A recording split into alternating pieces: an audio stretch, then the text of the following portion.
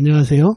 헛방 날린 사주 상담 이야기 176번째 시간. 오늘은 사주가 너무 약해 내 힘을 빼가는 식상인 자식이 부담이라고 했다가 헛방 날린 이야기를 해보겠습니다. 먼저 어떤 사인지 들어보시고 사주풀이를 해보도록 하겠습니다. 어느 날 중년 여자분께서 전화로 상담 예약을 하시고 정해진 시간에 상담을 오셨습니다. 상담 오신 주제를 여쭤보니 이렇게 말씀하십니다. 선생님, 제가 사주 공부를 하고 있습니다. 그런데 이해가 가지 않는 것이 있어 문의차 상담을 왔습니다. 제 딸 사주인데요. 늦은 결혼시키라 했는데 일찍 결혼을 했습니다. 그런데 결혼을 하고 사위가 딸을 너무 힘들게 해 이혼까지 생각했는데 자식 하나 낳은 뒤에 사위가 180도 달라졌습니다. 딸에게 아주 잘하고 가정에도 충실합니다. 모두가 자식 낳은 뒤에 달라졌습니다.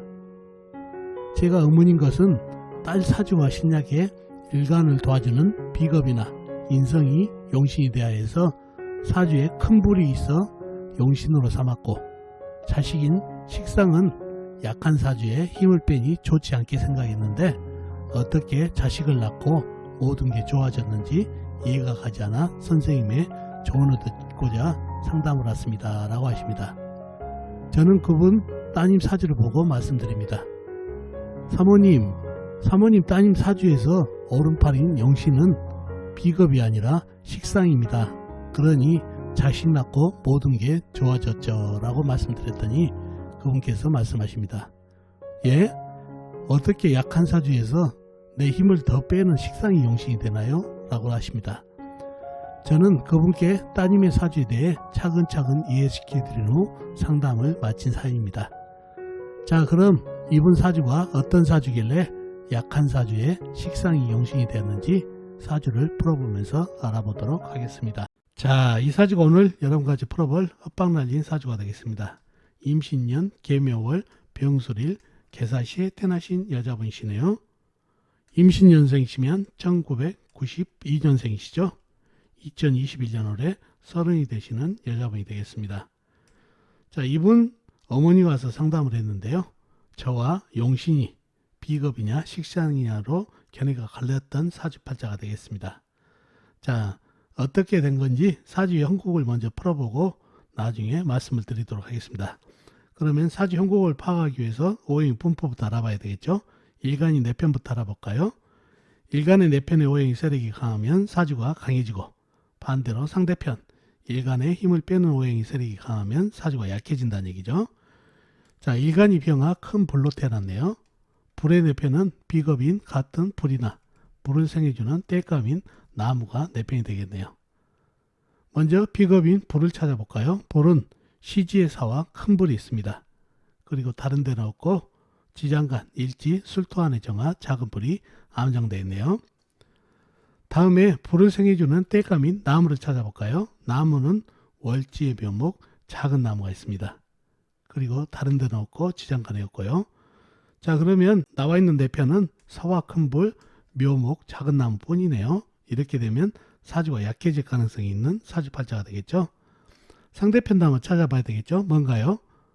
일간의 힘을 빼는 오행, 식상, 일간이 생하면서 힘받고, 재성, 일간이 극함에서 힘받고, 관성, 일간이 나를 극하니까 일간이 힘이 약해지는 이 세 가지가 상대편 오행이 되겠습니다. 식상은 뭔가요? 불이 생해주는 오행이니까 흙, 재성은 쇠, 관성은 물이 되겠습니다. 먼저 식상인 흙부터 찾아볼까요? 흙은 일지의 술토, 큰흙, 광활한 대지가 있습니다.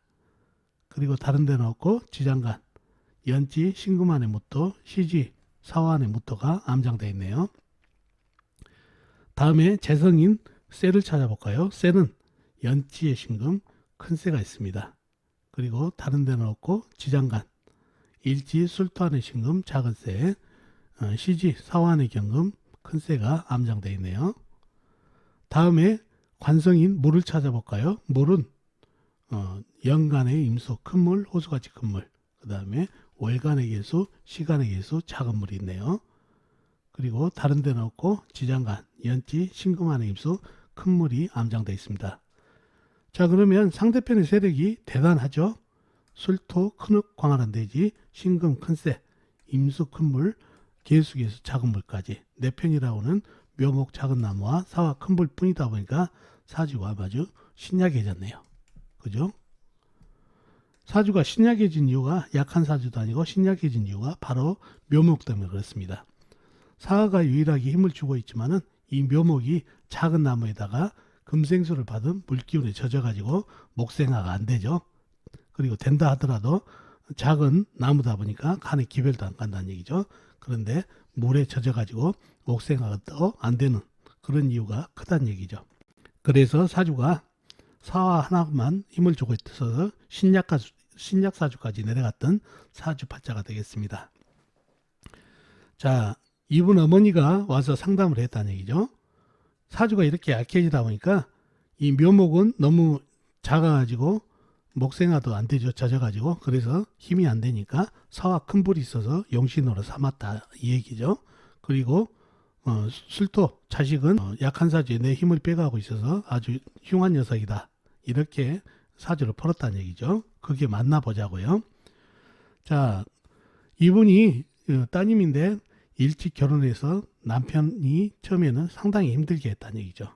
그런데 어찌해서 자식을 하나 낳다 보니까 자식 낳은 뒤로부터 180도 달라져서 지금은 잘하고 있는 그런 형국의 사주팔자다는 얘기죠. 그래서 어떻게 해서 자식인 술토가 자식이죠. 자식이 내 힘을 빼가는데 이렇게 좋은 역할을 했는지 의문이다고 말씀했다는 얘기죠. 자, 정답은 용신에 있습니다. 사주가 약하면은 보통 비겁이나 인성을 용신으로 삼죠. 근데 그렇지 않은 경우도 있다는 얘기죠. 이 사주의 병이 뭔가요? 가장 강해서 힘들게 하는 것. 임수, 계수, 신금 안에 임수까지 있죠. 물기운. 더군다나 큰 새가 금생수까지 하니 이 물이 합쳐져서 물이 완전히 강해진 사주팔자가 됐습니다. 그러니 묘목도 젖어버리고 그런 사주팔자가 됐다는 얘기죠. 그래서 이 사주에서 병은 이 큰 물이 병이 되고 또 하나가 뭐냐면 여기 묘목이 인목이나 간목 큰 나무였으면 그 금생수, 수생목, 목생화, 화생토로 아주 통과도 잘 되고 사주에 힘빨도 생길 수 있는 그런 사주팔자였는데 이 묘목이 너무 작은 나무라 이 많은 물에 젖어버리고 목생화가 안 된 게 큰 병이 됐습니다. 그래서 사주에 가장 강한 놈이 물이고 사주의 병은 물도 되면서 나무가 적은 나무가 통과를 못 시켜준 것도 병이 됐다는 얘기죠. 그러니 이 나무가 적다 보니까 큰 물 작은 물 합쳐진 물이 금생수까지 받은 물이 바로 옆에 병화를 치고 있다는 얘기예요. 이 간목이라든가 인목이 있었으면 수생목을 받고 목생화 관인상생으로 내 편을 만들어줬을 텐데 자 여기서 용신을 찾아야 된다는 얘기죠. 보통 사주가 약하니까 묘목은 너무 약하고 일간에 힘을 주는 사화가 용신이 돼야 되는데 이 사주에는 그렇지 않죠. 사주에 물이 병이다는 얘기죠. 물이 병이다 보니까 이 물을 막을 수 있는 유일한 존재는 바로 술토다는 얘기죠. 화생토를 받은 단단한 흙이 이 물을 고군분투 막고 있는 용신이 됩니다. 이 사주에서 술토를 가려보면 알겠죠. 술토를 가려보면은 이 물이 바로 직격탄으로 수국화를 해버려서 일간이 살 수가 없죠. 근데 이 술토가 단단한 흙으로서 큰 흙으로서 이 물을 막고 있으니 얼마나 훌륭한 용신이 있다는 얘기죠. 가장 시급한 게 억부로서 일간에게 힘을 주는 게 중요한 게 아니라 사주의 병인 물이 한 방이면 불을 꺼버린다는 얘기죠. 내 힘을 빼가는 거래야 참을 수 있지만 한 방이면 내가 죽게 생겼는데 당장 이 물을 막아야 되는 게 급선무라는 얘기죠. 그래서 이 술토가 유일하게 이 물을 막으면서 수국화를 막아주고 있는 용신이 되겠습니다. 그래서 사주가 약하다고 해서 무조건 인성과 비겁이 용신이다 이렇게 생각하면 안 된다는 얘기죠. 그래서 이 사주에서는 사주에 흉하고 너무나 무시무시한 관사를 잡아주는 이 흙이 바로 용신이 되겠습니다. 내 힘을 빼가고 있지만은 이 나를 죽이려는 살을 잡아주는 아주 훌륭한 역할을 하기 때문에 그렇다는 얘기죠. 그런 사주팔자가 됐습니다. 그래서 다시 말씀드리지만은 사주가 약하다고 해서 무조건 인성과 비겁으로 용신이 된다고 생각하시면 안 되고 사주 형국을 파악을 해서 사주의 병을 잡아주는 것이 용신이 될 수도 있다는 것을 꼭 기억해 두시면 좋겠습니다. 자, 그리고 여기 보면은 묘수를 보죠. 이걸 또 합이 되느냐 안 되느냐 질문이 있을 것 같아서 말씀을 드립니다. 이 묘술 합판은 되지가 않습니다. 불이 사주에 불기운이 있지만은 이 술토 안에 있는 정화를 묘목이 목생화 해가지고 이 불을 살려줘야 묘술 합파가 되는데 이 묘목이 물기운에 다 젖어가지고 술토 안에 있는 정화를 생을 못합니다. 큰 불도 생을 못하는데 그래서 묘술 합파는 성립이 안 되는 사주입니다. 사주에 물기운이 병이다 보니까 관살 맞은 사주가 될 뻔했죠. 술토가 없었으면. 그래서 관이 나한테 위협적이라 남편 덕이 매우 떨어지는데 자식을 낳고 이 자식이 남편의 흉함을 막아주고 있어서 자식 낳고 남편이 180도로 달라졌던 이유가 되겠습니다. 바로 술토 용식이기 때문에 그런 현상이 일어났다는 얘기죠. 자, 그리고 희신은 뭔가요? 운에서 오면 좋은 거. 가장 좋은 게 큰 나무가 오면 좋겠죠. 간목이나 인목이 오면 금생수, 수생목, 목생화로 이어지니까 통관, 억불어서 좋은 희신이 되고 또 뭐가 있을까요?